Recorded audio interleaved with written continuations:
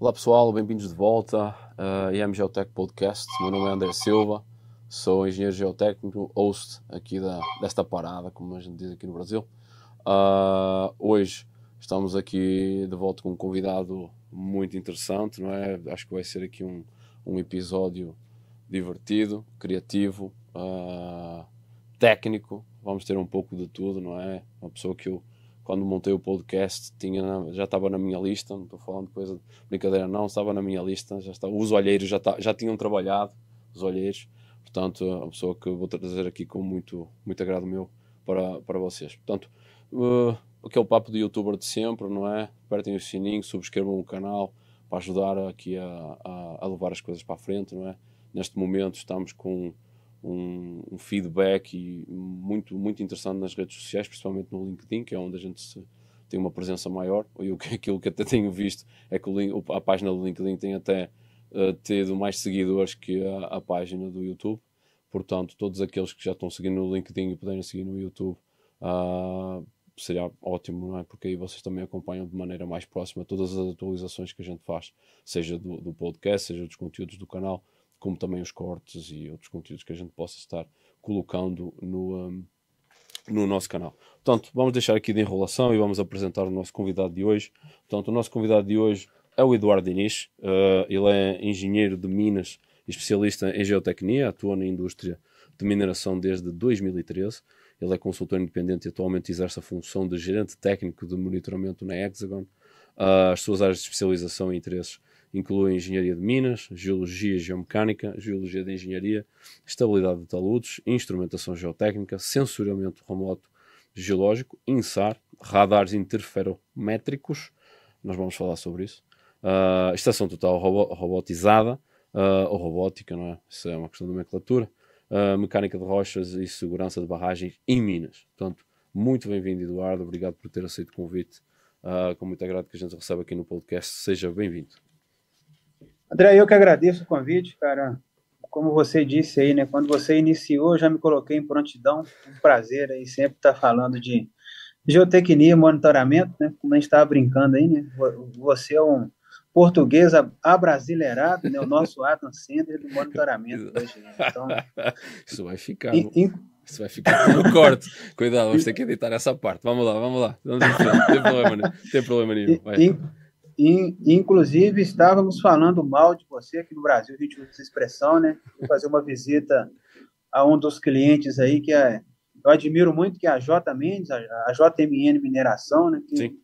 Eles vão trabalhar aí com os produtos inclinômetros aí da Medno aí, aos quais você atua fortemente, não no Brasil, né? No mundo inteiro, né? Então, estamos juntos nessa aí.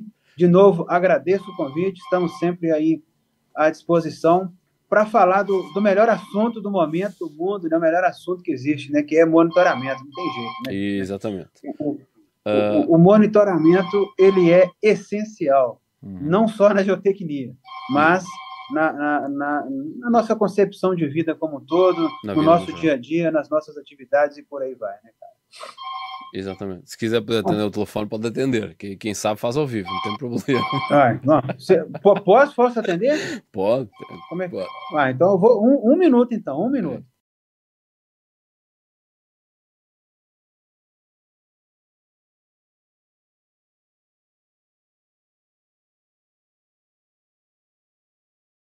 Estamos a voltar aqui, tivemos uma breve interrupção, não é? Como a gente sabe, monitoramento geotécnico 24/7 é assim mesmo que funciona. Portanto, as coisas acontecem, portanto a gente tem que entender as demandas dos clientes, por assim dizer. Mas Eduardo, cara, vamos começar aqui pelo início, não é? Saber um pouco da tua história, de como é que tudo começou e como é que se iniciou esta história aqui de geotecnia e instrumentação geotécnica. Onde é que começaste e como é que foi o teu percurso para te introduzir aí para quem não te conhece? Vamos começar primeiro, né? Lá da mineração, né? Uhum. Eu sou natural da cidade de Ouro Preto. Eu acredito que você já tenha ido em Ouro Preto algumas vezes, né? E Ouro Preto, indiscutivelmente, é um dos berços da mineração aí no Brasil, né? Então, a mineração ela corre aqui no meu sangue, na minha família como um todo. Exatamente. E eu tenho ali, meus irmãos trabalham na mineração, meus tios, primos e parentes. Mas no meu primeiro emprego, há 10, 12 anos atrás, né, eu também sou formado em técnico em mineração pela antiga Escola Técnica de Ouro Preto. Eu fui convidado a participar de um projeto de monitoramento aplicando o primeiro radar interferométrico de abertura sintética que chegou no Brasil, aqui em algumas minas da Vale, né, próximo aqui a Belo Horizonte. Hoje eu moro em Belo Horizonte, então estou falando próximo a Belo Horizonte. Então, a minha história no monitoramento começou aí. Então, eu comecei, fiz ali as minhas primeiras atividades, instalações de radares, acompanhamento ali em operações de mina a céu aberto, algumas minas paralisadas. Mas acabou que como eu estava muito novo, né? Apesar de eu ter cara de velho, tá, gente? Eu só tenho 30 anos, brincadeira, 32. Então, eu migrei posteriormente para Samarco, né? Então, eu entrei na Samarco ali em 2014.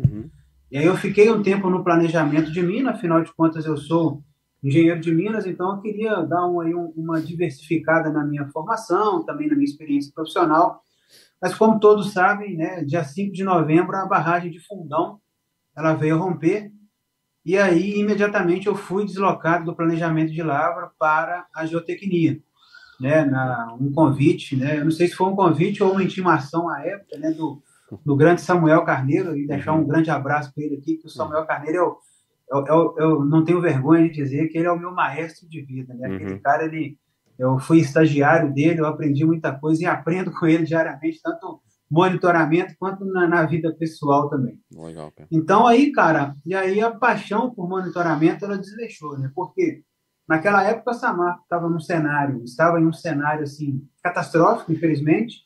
Tinha acabado aí de romper a estrutura, estava naquele cenário de guerra, né? Bombeiros, polícia, investigação, necessidade de implementação de novos protocolos, digitalização das informações. Então, a Samarco abriu o que hoje a gente conhece como CMG, lá na Samarco é o CMI, né? Eu fui uma das primeiras pessoas ali a trabalhar no turno. Claro que isso aí foi uma atividade de inúmeras mãos ali à época, né? E ali eu comecei a apaixonar, né? Eu fiquei 1 mês e meio no turno, ali fazendo o monitoramento 24/7, trabalhando de madrugada, de manhã e fim de semana, sábado. Perdi um Natal, perdi não, né? Ganhei um Natal no turno. E posteriormente eu fui para a administrativa, onde, né, eu tinha em minhas mãos ali, eu tive o prazer de acompanhar a Disneylândia de monitoramento. Então, desde o instrumento mais básico que a gente tem, né, que é um INA, eu vou considerar o INA, que é o mais simples, o mais básico ali do monitoramento geotécnico, até radares interferométricos de ponta, seja eles de abertura sintética, abertura real. Também, inclusive, tive a oportunidade de trabalhar com o Shape Array, o SAA, né, quando a tecnologia estava começando ainda, estava muito incipiente aqui no Brasil. Então, eu tive o prazer aí de participar de tudo isso, né? E aí, depois da Samarco, aí o mercado abriu portas para adentrar aí, em outras situações. E aí eu saí da Samarco e fui trabalhar numa empresa aí de São Paulo, cara, né? Um grande abraço também para o Patrick, que é a PCP Engenharia. É um cara que eu vou sugerir você convidá-lo aqui para você bater um papo. Ele vai no estúdio, ele está bem perto, mais fácil, né? Acho que eu até já mandei Na verdade, ele está em São Carlos. Então, eu acho que eu já mandei mensagem. Patrick, se não estás a ver, tá aqui o convite. Hein? Eu acho que eu já mandei mensagem. Vou ligar para ele. E não tive Vou ligar para ele. Então, eu tive um excelente ali convivência com o Patrick e com o Gleison também, que eram sócios aqui da PCP, o Mariovaldo, enfim. E aí eles me convidaram para trabalhar com eles, mas aí assim, massivamente, né, bem fortemente ali no monitoramento, auscultação mesmo, projetos de instrumentação e por aí vai. Aí eu fiquei com eles ali uns 2 anos, depois eu migrei para a Hexagon, né, onde eu fiquei mais uns 2 anos, depois eu fui para a Vale, e agora eu voltei para a Hexagon de novo. Caramba! Mas, sempre nessa área de monitoramento, de controle, de instrumentação e por aí vai. Então, essa não é um resumo, né? Senão a gente tem que abrir uma cerveja, hoje é sexta-feira, tem que ficar falando aí muito aí de monitoramento. Aí. Mas é basicamente isso daí, André. E é sempre bom falar sobre monitoramento. Eu tenho como meu livro de cabeceira, ele não está na cabeceira aqui, porque eu não estou no meu quarto, né? Brincadeiras. Um dos livros aí, por exemplo, de instrumentação para barragens de terra em roncamento, os livros do Slope Performance Monitoring, agora do LOP, né? Então, essas bibliografias que as pessoas sempre vêm lançando, pessoas de grande renome no mercado, na nossa bibliografia nacional e internacional, isso me encanta cada dia mais e eu sou apaixonado mesmo pelo que eu faço, eu corro, eu gosto de monitorar. Eu não gosto muito como diz o outro, de ficar o dia inteiro no sol, mas não por isso que nós estamos aqui com a possibilidade de monitoramento instrumentado, automatizado. Exatamente. Mas a ida em campo ela é essencial. Mas é isso, cara.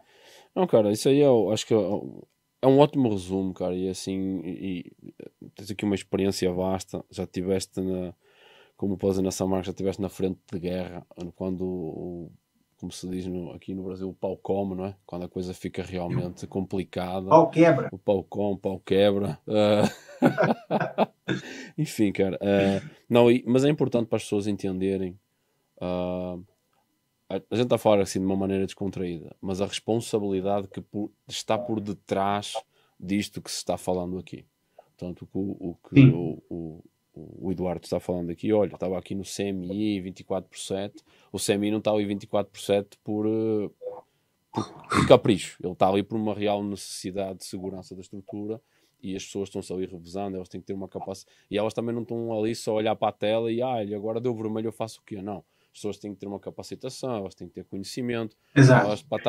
Elas não estão ali porque só, olha, estás livre hoje, vai para lá. Não, elas têm que ser pessoas capacitadas para isso e é importante falar isto do CMI, da Samarco, que eu acredito que tenha sido talvez um dos primeiros aqui no Brasil e que depois abriu uma tendência de centros de monitoramento geotécnico que agora eu diria que são referência mundial, não é? Portanto, o da Samarco foi dos primeiros que tem visitas a toda a hora. Eu tenho quase certeza que o da Samarco foi o primeiro, tá? Eu não vou afirmar, porque realmente eu não sei se talvez alguma outra empresa tinha. Mas é como você disse, né? Inclusive, à época, um dos principais desafios, né, era encontrar pessoas capacitadas ali naquele momento, né? Então, foi um corre-corre bem grande para a gente conseguir capacitar as pessoas, né? Parece que está muito longe, mas em 2015 não era muito comum encontrar pessoas muito especializadas ou com um mínimo de conhecimento em não só aplicar ali, pegar um pio, ir para campo e ler, mas pegar essa informação e interpretá-la, né? O que é uma variação de poro-pressão, o que está significando essa elevação no NA. Às vezes as pessoas até sabiam o conhecimento, mas aí, quando você ia um pouco mais aprofundado, né, fazer a correlação desse tipo de instrumentação com qual anomalia que isso poderia estar acontecendo na minha estrutura. Então, a capacitação desse profissional, né, para o centro de monitoramento, ela é essencial. Né? Hoje a gente ainda tem a questão da resolução 95, que ela solicita ali, né, o Centro de Monitoramento Geotécnico para estruturas em nível e DPA alto. Não vou entrar no detalhe, porque eu não vou me recordar 100% da legislação, mas onde eu assino embaixo, igual você disse, né, o CMG, o CMI, que seja, não é uma estrutura apenas para uma pessoa ficar vendo uma tela.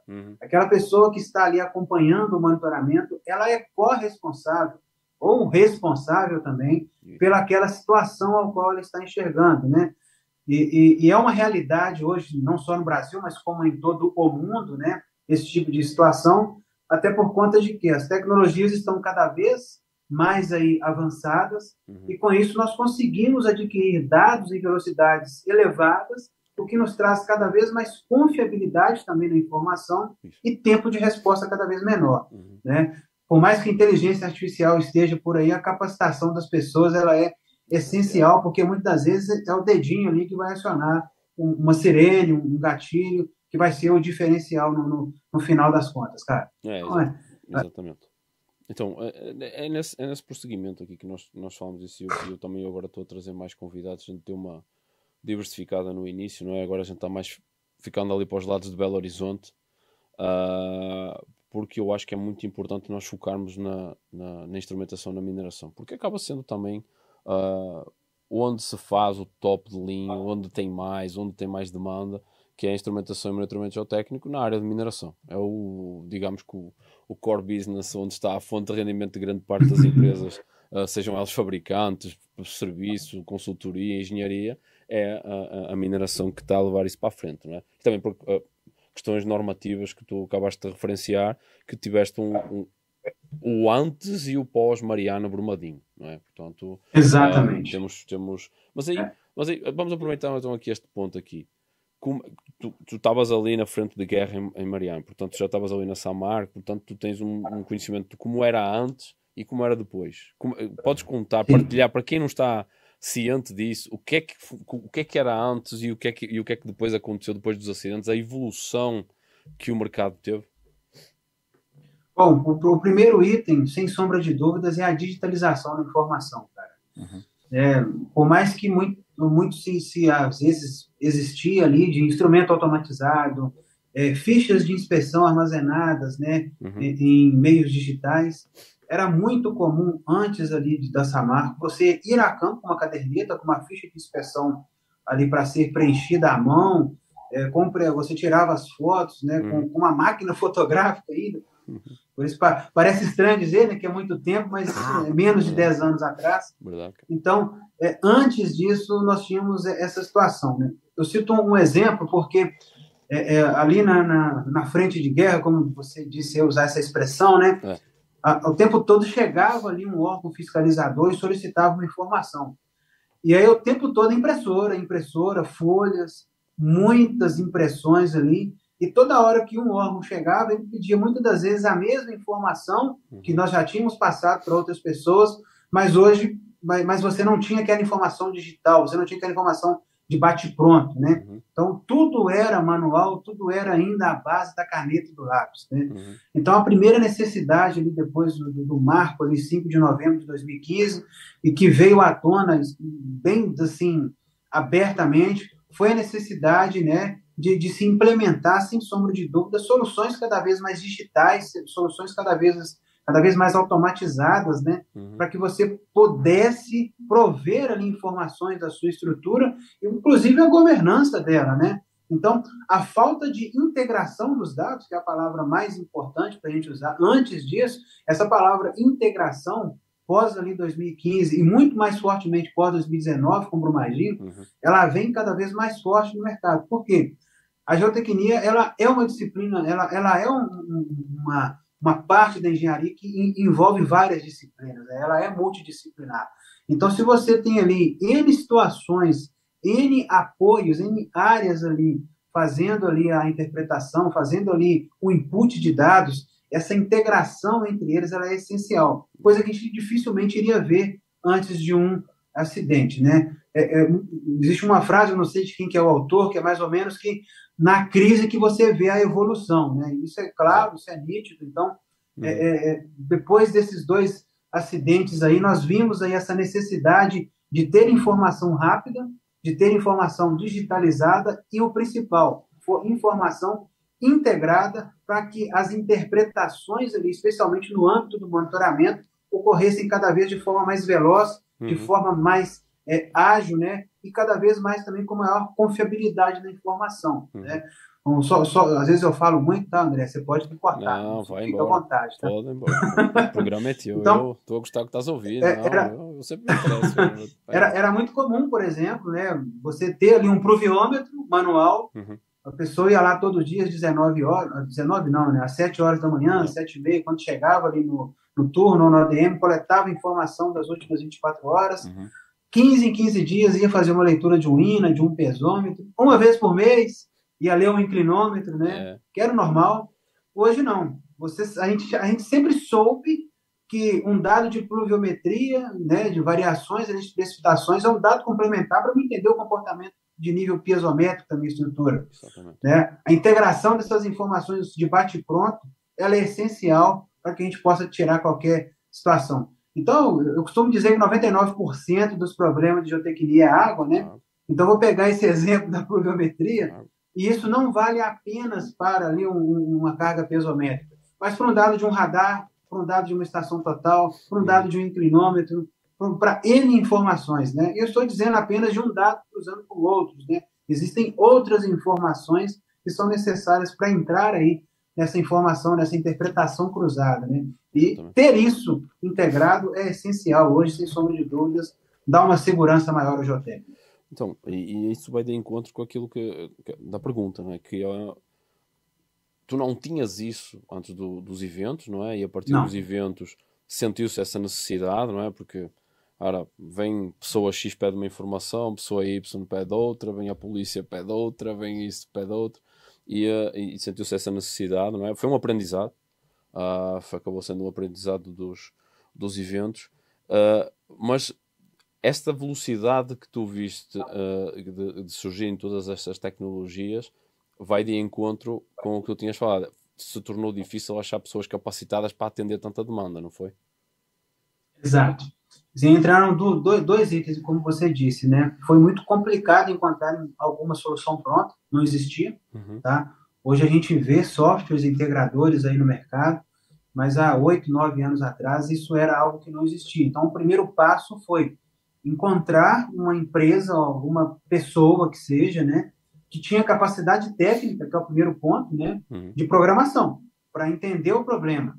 Muitas das vezes o cara que entende de programação, ele sabe muito bem programar, né, mas ele não entende o problema, né? Então, teve que se juntar esses dois aí, então foi a primeira integração, né? O dono do problema com quem ia fazer ali a solução. Então, às vezes a gente sentava ali, tinha ideia de um programa que iria funcionar dessa forma.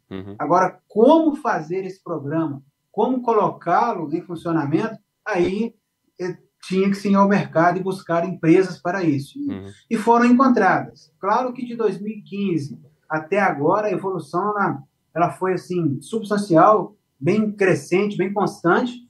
Por esse fato, a gente encontra aí concorrências para esse tipo de situação, mas ainda assim, essas empresas, elas têm, o time é pequeno, né, são empresas de programação, então não são pessoas ali não são empresas com quantitativo de pessoas muito grandes, então a gente precisa sim de agora encontrar pessoas capacitadas. Eu vou dar o exemplo da Samarco, porque eu tenho amigos pessoais lá, que, inclusive, quando você vai lá na Samarco, todo o time da Samarco está muito bem capacitado. Mas foi uma capacitação interna, claro, que a Samarco sempre investiu em seus funcionários aí, em seus colaboradores aí, para cada vez mais terem conhecimento, mas o aprendizado no dia a dia ali, a experiência das pessoas no dia a dia, ela contou substancialmente, tá? Então, hoje o que você vai pegar outras empresas que estão implementando os centros de monitoramento, estão implementando tecnologias novas, né? Se você me perguntasse assim, o que fazer para que eu possa acelerar o processo se eu não tenho capacitação ainda pronta, né? O primeiro ponto é o benchmark, é buscar pessoas, empresas que já têm esses fluxos, essas tecnologias implementadas para você adquirir experiências. E o primeiro ponto, aprender com os erros. Você não repeti-los, né? Ali na implementação, na instalação dos seus instrumentos e por aí vai, né? Então, por exemplo, quanto tempo que você trabalha com instrumentação já? Eu não sei, 10 anos, 15 anos? 12. 12, né? Eu sou geotécnico de formação, eu trabalhava, fazia estacas e jet groutings, essas coisas, e depois quando é que eu vim para o Brasil, aí é que eu comecei a trabalhar com instrumentação, vai fazer 12 anos, mas aí como eu vim para São Paulo é uma instrumentação mais ligada à infraestrutura, civil. Não é? Mais civil, mais predinho, como a gente fala aqui, túnel, a escavação urbana, comparado com isto, com a mineração, parece coisa de criança, não é? Aí depois de mineração, aí quando eu me juntei aos adultos, aí foi mais cá, assim, 18 para 19, de 18 para 19, aí logo depois de Brumadinho, aí sim eu comecei a conhecer o panorama, inclusive já visitei a São Marco diversas vezes, não é? Sempre fico impressionado quando eu vou visitar lá aquela parte de Excel, Celinho e tudo mais. Tipo, o pessoal fala para mim, isto aqui já foi tudo rejeito, cara, uma vala enorme, tipo, eu me lembro. Então, eu fico sempre impressionado quando eu olho e vejo outras minas que eu já tive o prazer de visitar e a dimensão que a mineração no Brasil trabalha, o mundo em si, mas cara, é outro patamar. É outro patamar de monitoramento, é outro nível de risco, é diferente. é outro nível. Portanto, não desmerecendo a parte de infraestrutura, não é? Porque também existem projetos gigantescos no metro de São Paulo, por exemplo, e outros metrôs e outras obras aí ferroviárias e rodoviárias que têm umas magnitudes significativas, mas a mineração, quando uma pessoa está ali na cava, na pilha, na barragem de rejeito, é imponente. Uma pessoa se sente pequenina quando começa a olhar as coisas, não é? Portanto, respondendo à tua pergunta, não é? Estão uns 12 anos aqui, cara. 12 anos de experiência. Mas a minha pergunta era justamente assim, 12 anos, com certeza você já instalou algum instrumento errado, provavelmente, não vou dizer com certeza, mas... Já. Ou um, ou dois, ou vários? Tipo, na altura eu não sabia que estava instalando errado, não é? Tipo, não era um erro crasso, mas tem muita coisa hoje em dia, que eu inclusive até, agora eu estou fazendo curso de instalação de inclinómetros e uma das coisas básicas é fazer inclinómetro com grout.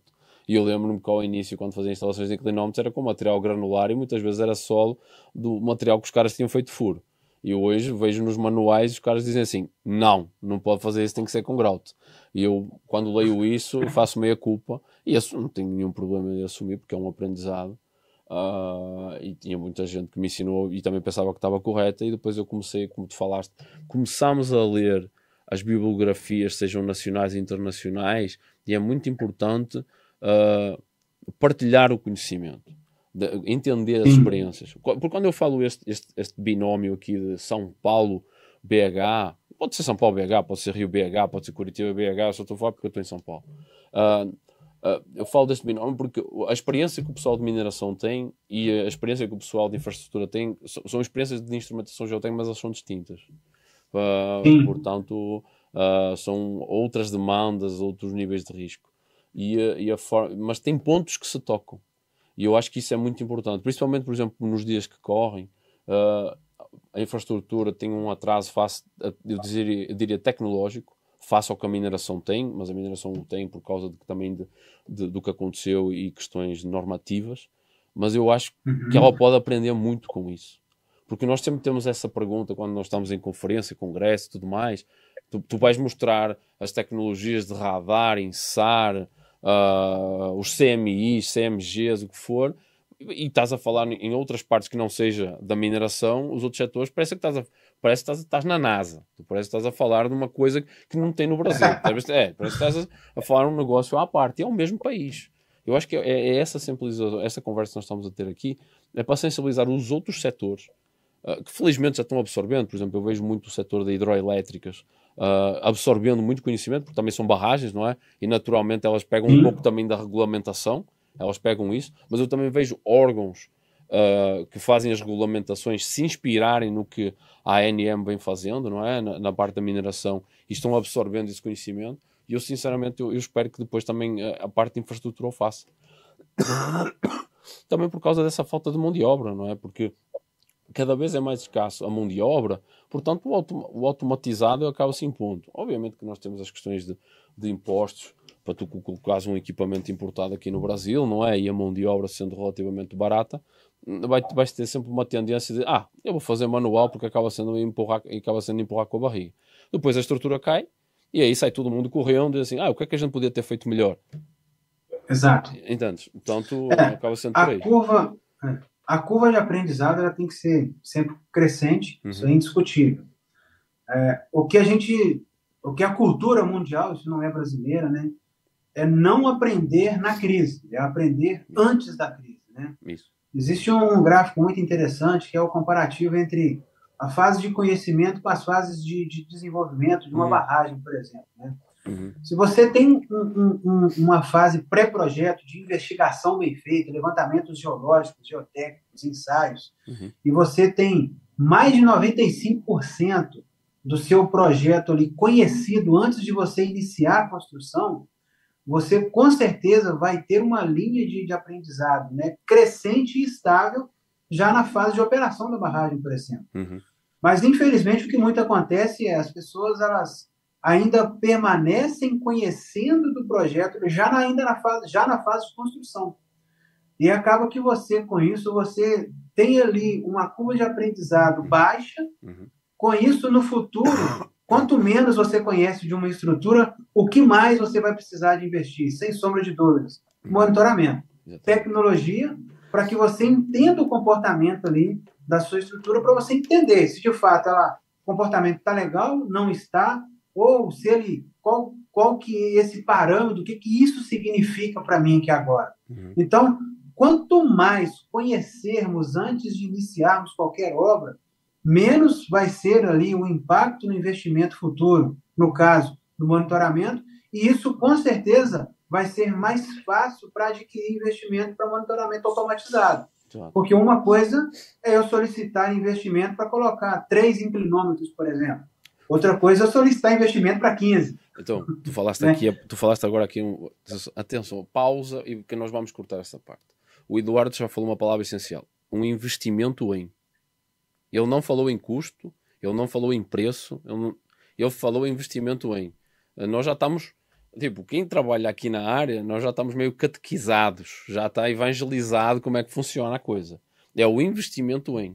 Porque nós estamos investindo em segurança, investindo em monitoramento de performance, investindo numa mais-valia, investindo em algo que se te está a trazer uma mais-valia, está a agregar valor, nós vamos ganhar mais com isso do que nós estamos pondo o dinheiro lá. Portanto, não é custo. E é isso que as pessoas têm que entender. Portanto, o Eduardo falou, olha, eu vou o investimento em 3 inclinómetros, o investimento é essa a palavra certa, investimento, tá? Desculpa te interromper. E não só em segurança, mas alguns amigos até me xingam às vezes quando eu comento isso, mas é produtividade também. Isso. Porque você consegue produzir mais. Eu estava com um caso que eu visitei um cliente outro dia, e ele estava com 2 radares e 4 estações robóticas monitorando a cava. Assim, uma cava de porte médio, tá? Mas extremamente monitorada. Eu fiz a pergunta para ele, né? Não vou falar o nome dele para não expor, claro. Falei assim, olha, você já fez a seguinte conta, cara?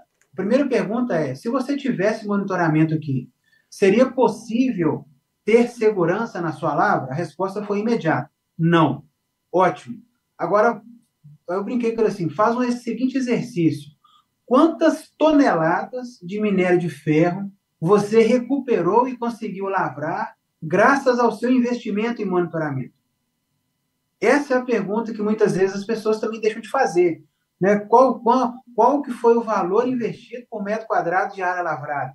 Ótimo. Porque isso daí Ótimo. É batata. Né? Assim como ano passado eu fui em uma mina de ouro, e aí ouro a gente sabe que muitas das vezes a margem de lucro é um pouco menor, característica, os custos são maiores, mas eu falei com o rapaz, falei assim, olha, meu amigo, você precisa monitorar isso aqui, porque isso aqui vai fazer você, vai capacitar, vai te trazer a oportunidade de você recuperar um valor X de onças, né? Para quem não sabe, onça é a unidade para ouro, tá?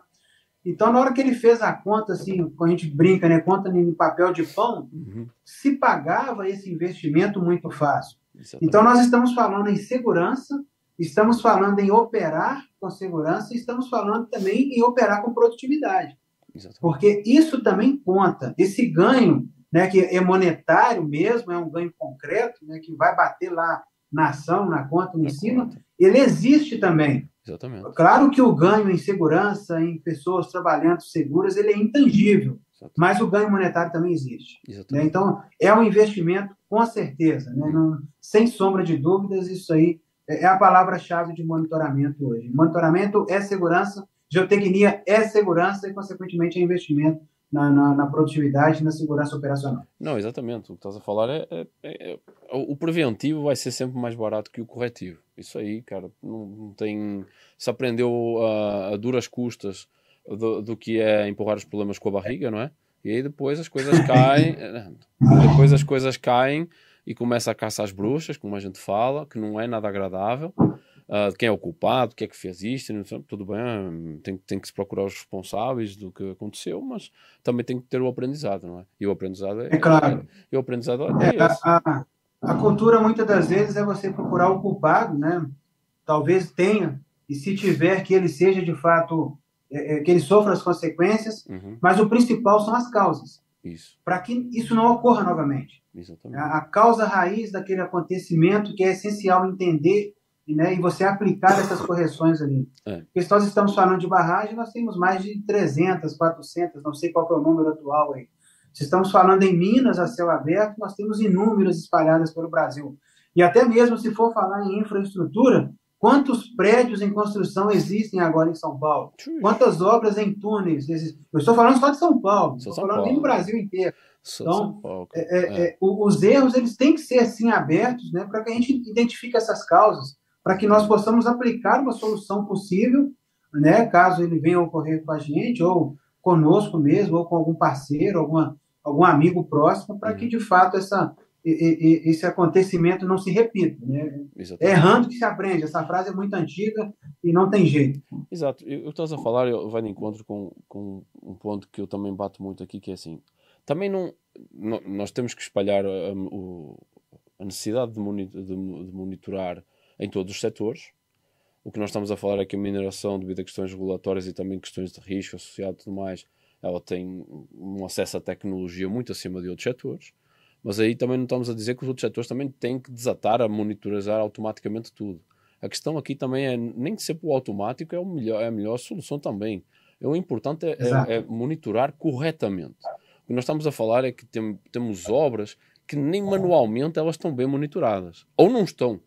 Ou o projeto não contempla, aí o projetista não colocou, aí depois quando vai para o orçar, e não estava no orçamento inicial, não tem, aí coloca ali 4 pinos, um benchmark e um inclinómetro ali meio fajuto e tal, numa profundidade que nem atende, e ficas, o que eu estou aqui a dizer assim, nós temos que fazer o bom monitoramento.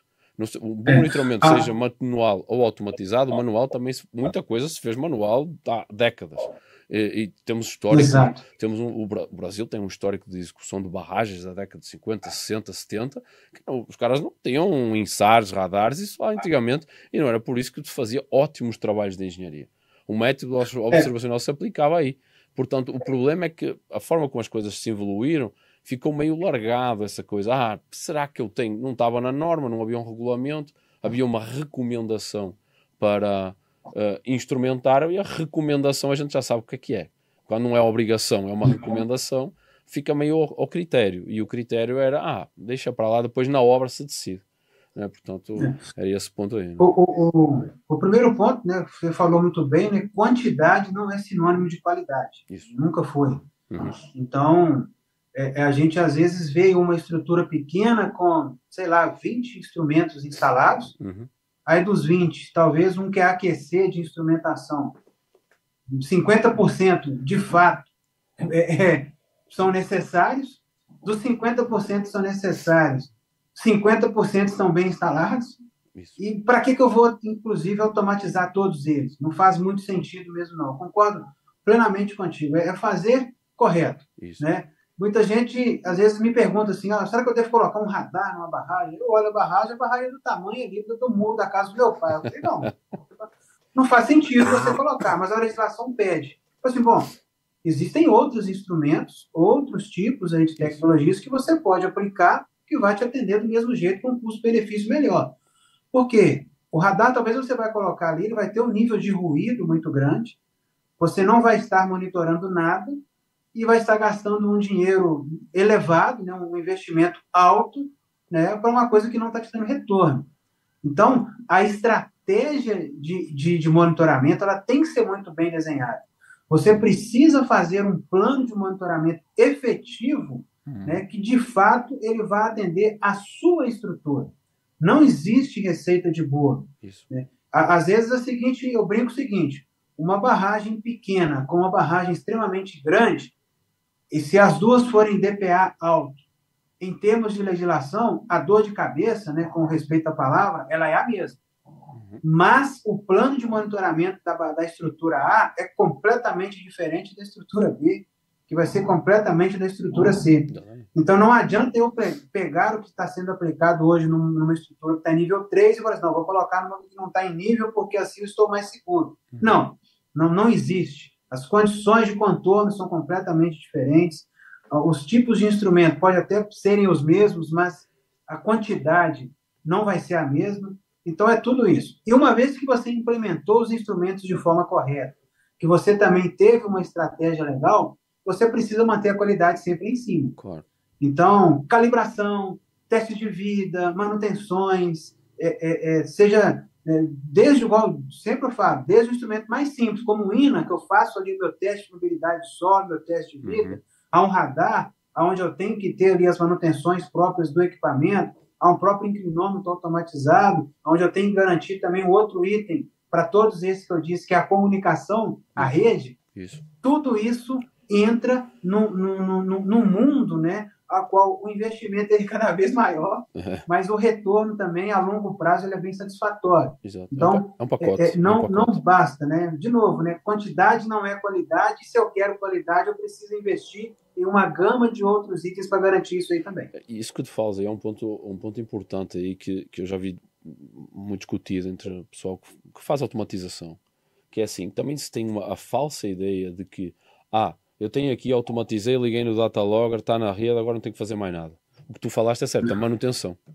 E muitas vezes também, nós falamos aqui no investimento, que temos depois um retorno e tudo mais, mas também às vezes na planilha de custos, quando tu estás a fazer essa parte aí, o que acontece? Olha, vou aqui a minha automatização, o meu comissionamento, terminou aqui, o meu custo agora é contínuo, é só este aqui, é zero a partir daqui. Não. Tem tudo isso que o Eduardo está aqui falando. Tem que ir no campo, tem que fazer testes de vida, seja no INA, nos casagrandes, nos radares, verificar calibrações, recalibrações. Às vezes tem vandalismo, não é? Também que acontece. Às vezes não, sempre. Estou a ser simpático. Tem o vandalismo, não é? Aqueles caras que surgem a cavalo, o faroeste aí, que para roubar coisas e cabos, eles adoram um cabo, não é? Mas enfim, temos sempre essas coisas que têm que ser contabilizadas, não é? E a manutenção é muito importante. Portanto, e outro ponto que o Eduardo falou é aquela questão do controle de qualidade, que me chamou a atenção que falou, que foi primeiro colocas os instrumentos e muitas vezes eles não estão bem colocados. Aí depois esses instrumentos também não estão bem instalados. E estamos a fazer um acúmulo de erros do início até ao fim. E o que é que acontece muito? Depois não dá certo o projeto de monitoramento e aí depois o cliente diz assim, não, esse projeto não vale, a instrumentação não vale a pena. Se a gente começa a errar, a imagem que se vai passar é que aquilo não funciona e nós estamos jogando contra um negócio que nós deveríamos estar a jogar a favor. Portanto, tem que ter um capricho, tem que ter uma boa vontade de aprendizado para entender que isso que se está fazendo, do início ao fim, tem que ter um controle de qualidade. Porque se não tiver, mesmo que às vezes tu não ouças o feedback direto do teu cliente, ou consultor, ou o que for, é isso que repercute. Do género, eu fiz aqui este projeto de instrumentação, mas eu não estou a conseguir ter os dados. Isso não funciona. O meu próximo projeto não vou colocar mais, porque isso é só gastar dinheiro. Entende? Exato. Nós nos deparamos muito com isso.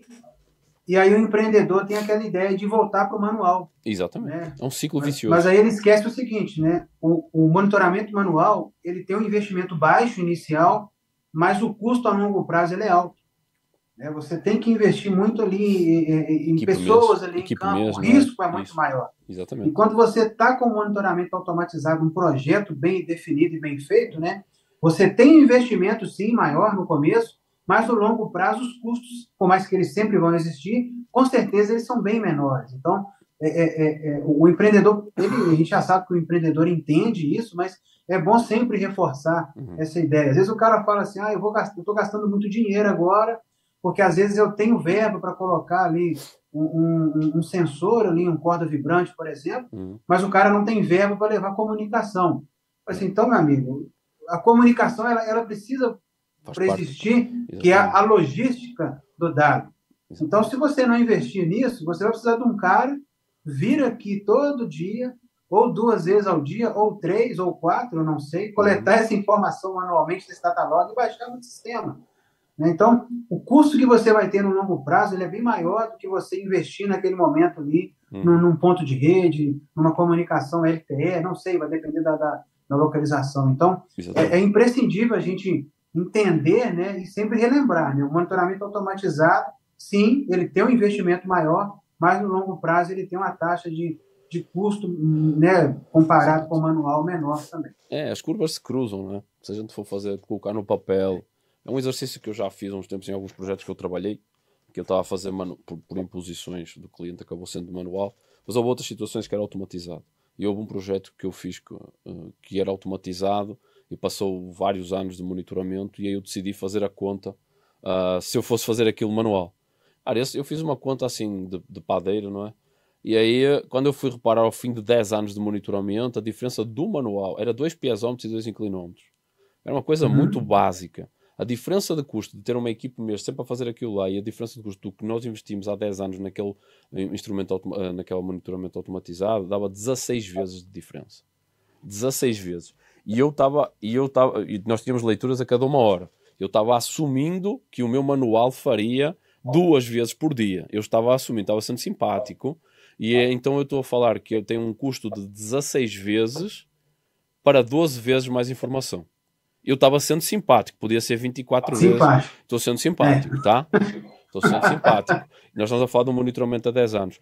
Estamos a falar depois de projetos de mineração, em que estamos a falar de rejeito, os caras têm projetos de alteamento de 5, 10 anos.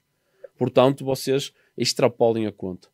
A mineração não faz isto, ok, mas ele já foi porque essa conta já estava embutida, já foi feita. O que nós estamos aqui a falar é os outros setores têm que pensar nisso. E não é preciso ter acidente para pensar nisso, porque eles já aconteceram. Exato. Aprendam com isso. E já aproveitem e já vão fazer isso. Porque estes cursos aqui que se faz, quando eu mostro estes números para as pessoas, eles assim, nossa, que valor impressionante. Eu, pois é. Mas não se passa, só se olha para a planilha no início do valor inicial e não se pensa a 2, 3, 4, 5 anos. Falta aquela visão de médio e longo termo. A gente costuma, às vezes, fazer uma conta também, né, quando comparando, aí entrando mais no meu meio aqui, né, quando a gente compara, por exemplo, aí mais para cavas, o monitoramento com radar e o monitoramento com estação total robótica. Tá? Eles são complementares, sim, têm as suas diferenças, mas uma conta simples, né? Se eu for investir no monitoramento por estação total robótica, eu tenho que investir numa nuvem de prismas extremamente grande.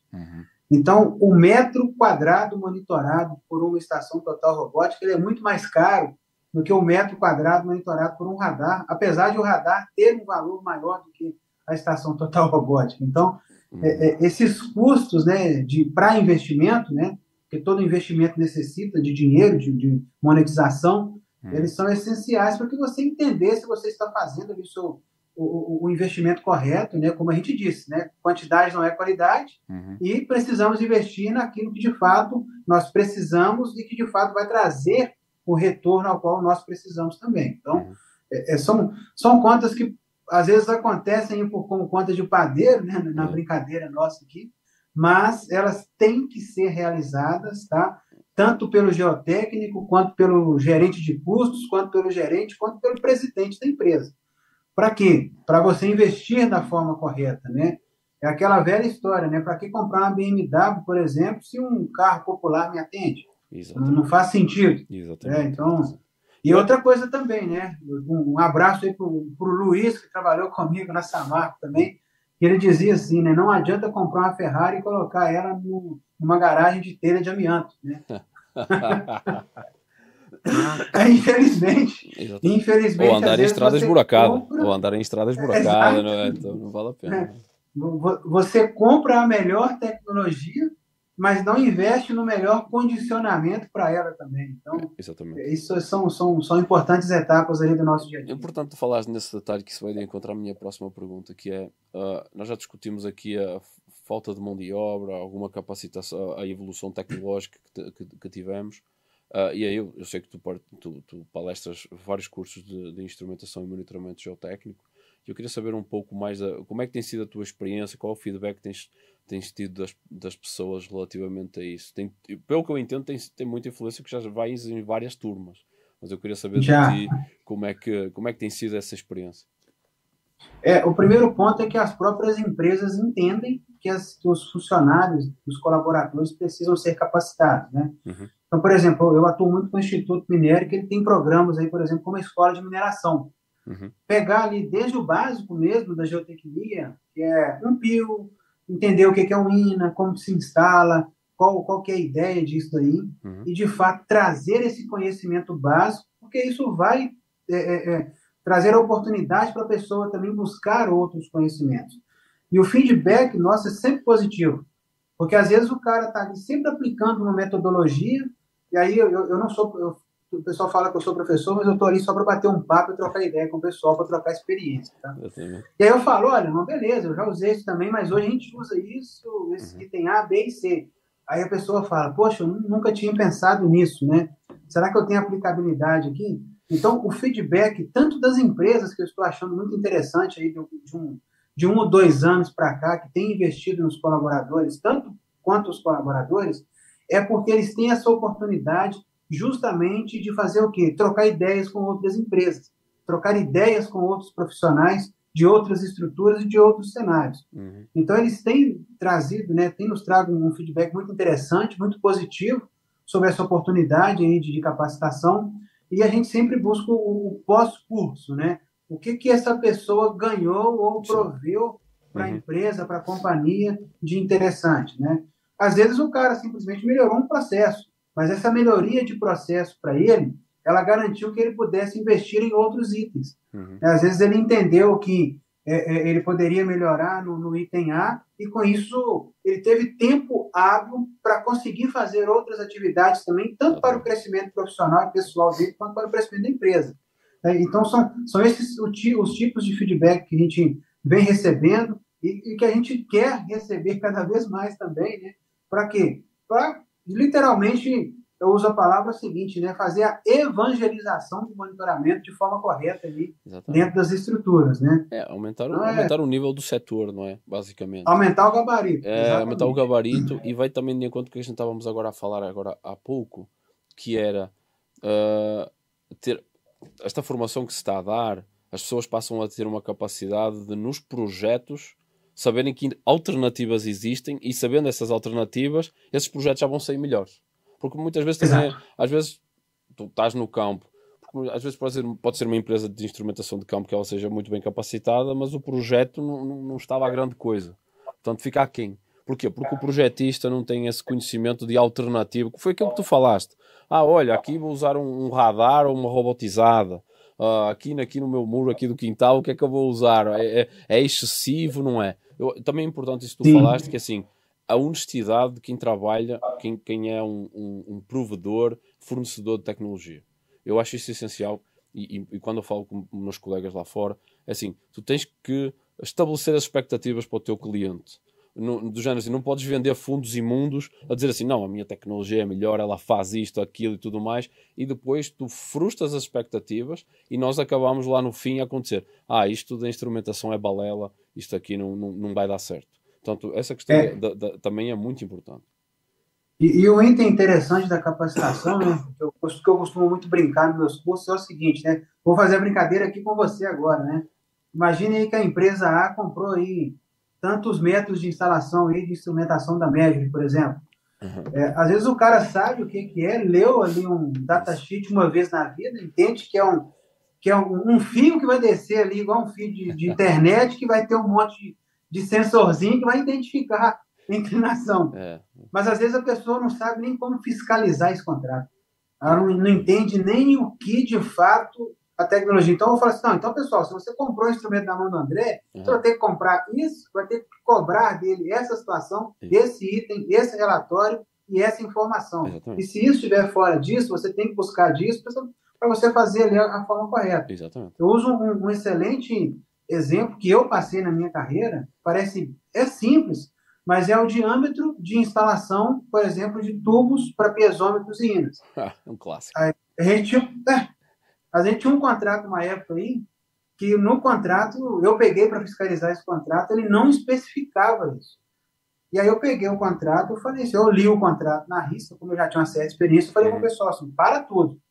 Porque depois, para mim automatizar esse camarada, vai ser difícil. Exatamente. Porque há pouco tempo atrás, né, talvez o pessoal não sabia, não existia essa gama de instrumentos para tubo de 19, 12 milímetros.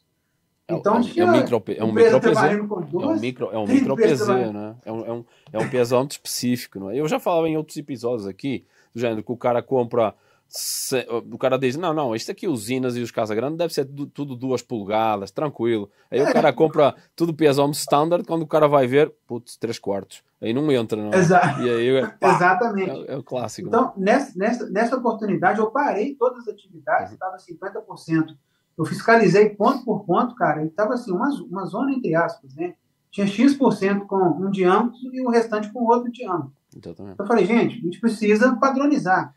Então, a capacitação, ela traz esses toques que parecem ser simples para garantir que a pessoa que fiscalize também essa obra, que fiscalize essa atividade ela tem essa capacidade de entender essas diferenças mínimas aí num contrato, diferenças mínimas nas atividades de campo ali para garantir um futuro. Porque às vezes o cara instalou agora e esquece ali de trazer uma informação diferente no futuro, né? Exatamente. Aqui é o aviso do Ale, a gente já está nos 10 minutos, 7 minutos, 10 minutos finais, vamos lá. Passa depressa, Eduardo. Acho que eu vou ter que renegociar o contrato aqui do podcast para 2 horas, mas isso é outra conversa. Sempre falo isso, né? Mas já tem que. Porque, cara, conversa vai, a gente estaria aqui facilmente falando. Mas a gente falou de como era, de como está, os vários desafios. Mas como é que tu enxergas? Quais são os grandes desafios aqui que tu estás mais ligado ao setor de mineração, não é? O que é que tu enxergas que são os maiores desafios hoje e daqui para a frente na instrumentação e monitoramento geotécnico no Brasil?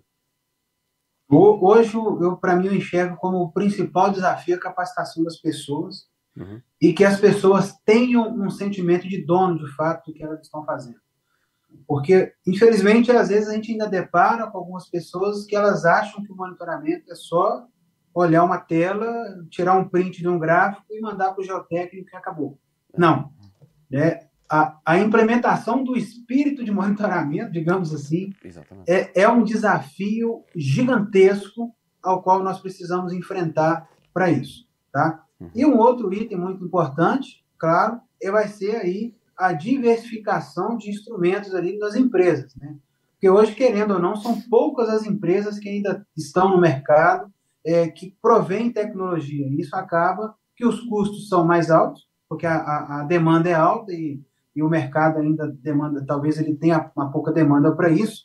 Então, a mão de obra especializada para prover isso daí, empresas especializadas, talvez a curva agora esteja crescendo muito, daqui a 2 anos eu posso virar para você e falar assim, não, eu falei bobagem naquele podcast na sexta-feira lá.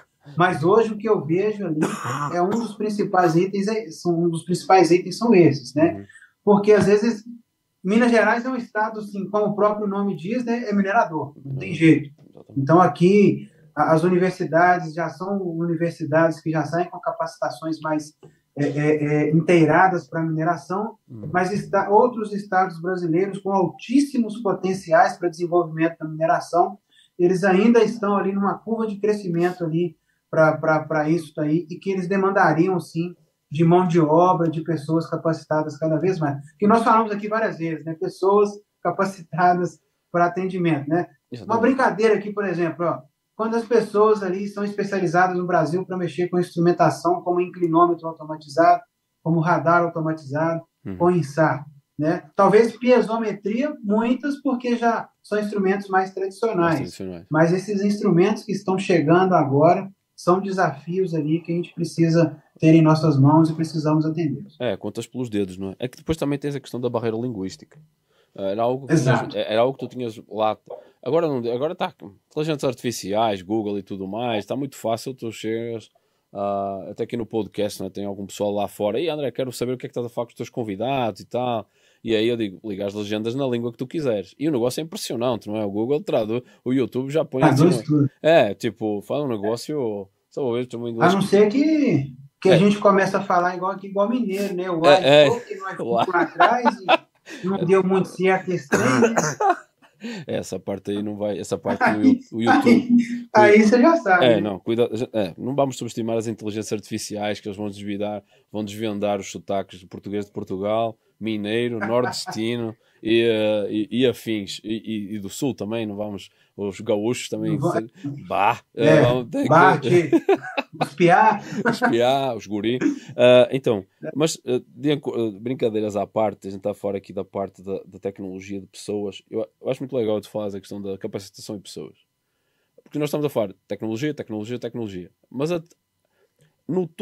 imaginem que o que nós estamos aqui a construir são várias camadas. Começa nos sensores, vai na automatização, vai na interpretação dos dados, mas lá no topo da pirâmide tem a tomada de decisão, que é humana. A tomada de decisão é humana, cara.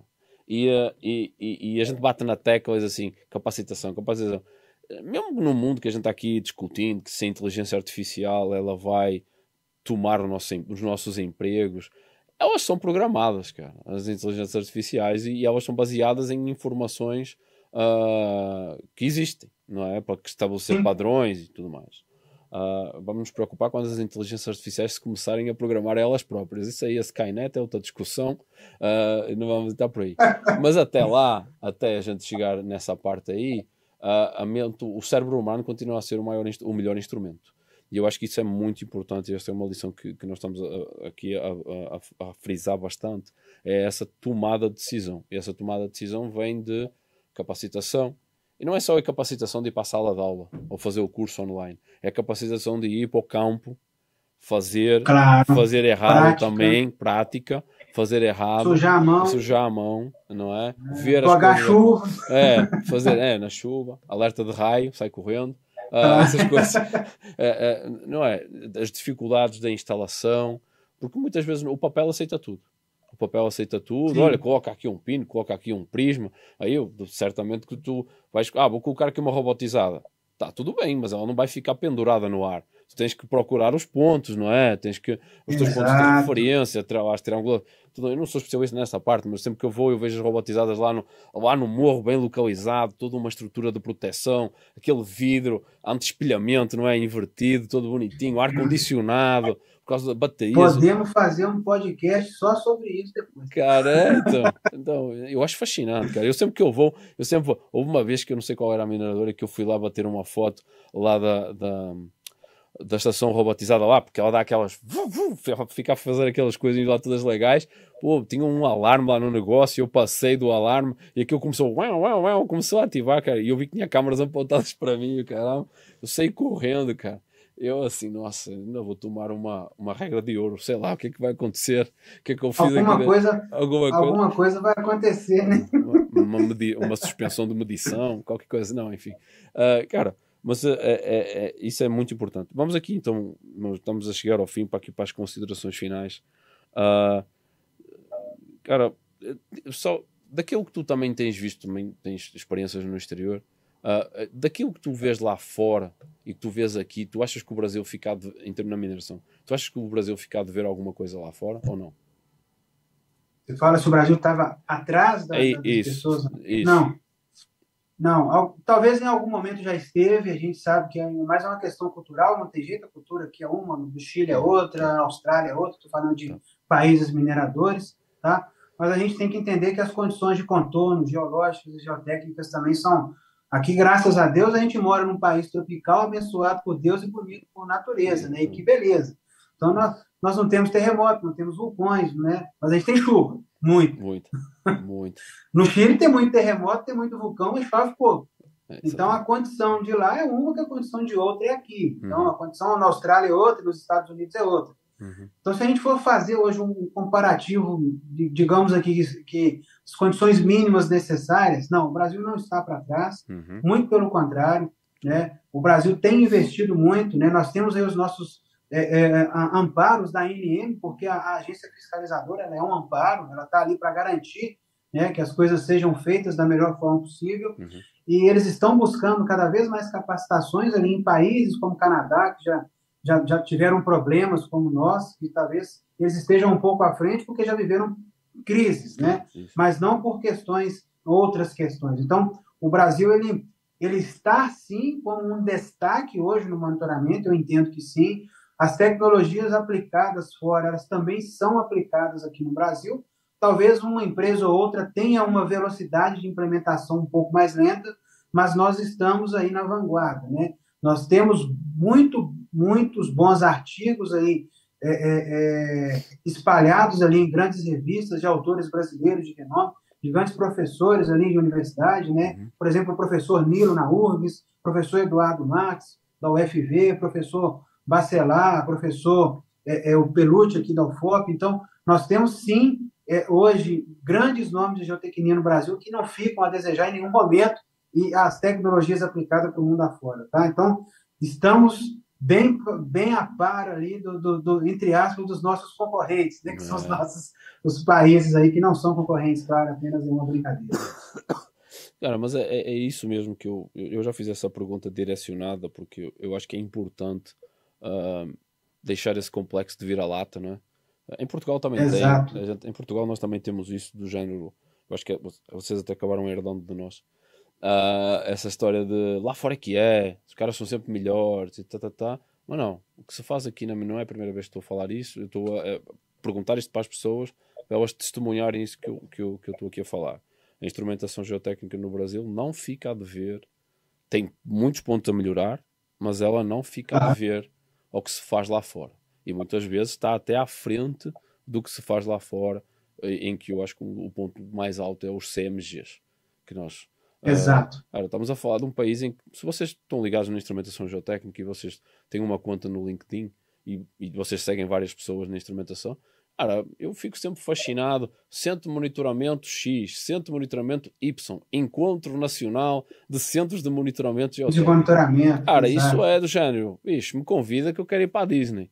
Assim, é do género. Acaba sendo... Então, olha a evolução que teve. Olha a evolução.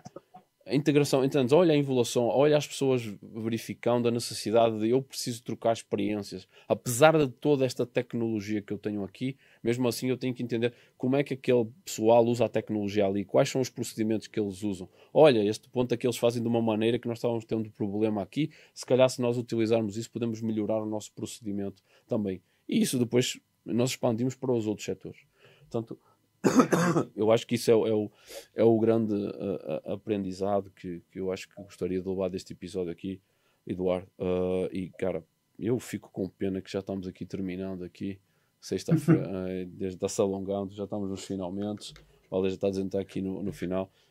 Queres acrescentar mais alguma coisa? Eu consigo aqui segurar aqui mais um outro minuto. Cara, acrescentar, na realidade é somente agradecer a oportunidade. Você vai ter que fazer muitos podcasts ainda, porque é um assunto infinito. É verdade. Verdade. E a percepção ainda é outro item que nós nem vamos entrar nesse mérito. Exatamente. Então, é agradecer a você, parabenizar pelo trabalho que você tem feito, brilhante trabalho aí, que é o principal ponto, né? Levar informação, levar aí, não, talvez nem informação, mas um bate-papo aberto aí para levar isso aí para as pessoas que estão chegando agora no mercado, ou para quem já está no mercado, quer fazer um nome bonito, um job rotation, né? Trabalhar com a gente aqui no monitoramento, entender isso daí, como que funciona. E é isso aí. Então, meu muito obrigado e parabéns para você aí pela iniciativa do IEM aí, cara. Muito obrigado, Eduardo, cara. Muito grato aí pelas palavras. Eu acho que nós estamos atingindo esse ponto que você falou, sensibilizar as pessoas, agregar conhecimento, trazer assim, mas de uma maneira que eu diria um pouco mais leve, não é? Precisa ir para a sala de aula, não precisa ter nada. Olha, agora vou ver este magnífico livro de instrumentação que tem todo o detalhamento e todas as fórmulas matemáticas de como calcula o seno de alfa, não sei das quantas. Tipo, essas coisas. Então, portanto, de uma maneira mais. Então, para não assustar também essa juventude. E eu também acho importante a questão de, tipo, essas novas gerações entenderem que a geotecnia, para além tem aquela parte do sol da lama, também tem uma componente altamente tecnológica muito interessante. E nós precisamos de todos. Foi o que o Eduardo falou aqui no início. Exato. Cara, eu sou o geotécnico, mas eu tenho que falar com o informático, tenho que falar com o elétrico, tenho que falar. É multidisciplinar. Chama-se instrumentação e monitoramento geotécnico, mas por trás disso tem muitas outras disciplinas. Que nós, como geotécnicos, temos essa interface com outros engenheiros, outras engenheiros e técnicos, se for, e que também nós aprendemos com eles, como as coisas funcionam. Exato. E tem muito mais para aprender. Portanto, acho que é isso, cara. Foi um episódio ótimo. Acho que temos aqui uns insights muito, muito interessantes. E, cara, que foi bom ficar para a posteridade. Então, agradeço imenso, Eduardo, aí pela participação e pelas suas perspectivas. Eu que agradeço, André. Muito obrigado. E, pessoal, vamos aqui para os finalmente, não é? Como já falei, se quiserem entrar em contato direto aqui com o podcast, nós temos o nosso e-mail, monitogeotech@gmail.com. Vocês podem entrar em contato por diversos motivos, feedback, parcerias, patrocínios, trocar uma ideia com o Eduardo. Também podem mandar esse tipo de feedback. Sempre à disposição. Se quiserem mais informações acerca do curso que o Eduardo ministra aí, também vamos colocar nos links aqui. Tenho todo o prazer em fazer isso, cara, que eu acho que super vale a pena divulgar. Também já sabem, seguir o canal, vai nos ajudar a levar as coisas para a frente. Apertem o sininho, divulguem, compartilhem. Foi um prazer estar aqui convosco mais uma vez. Um abraço, até à próxima. Valeu, pessoal, um abração aí.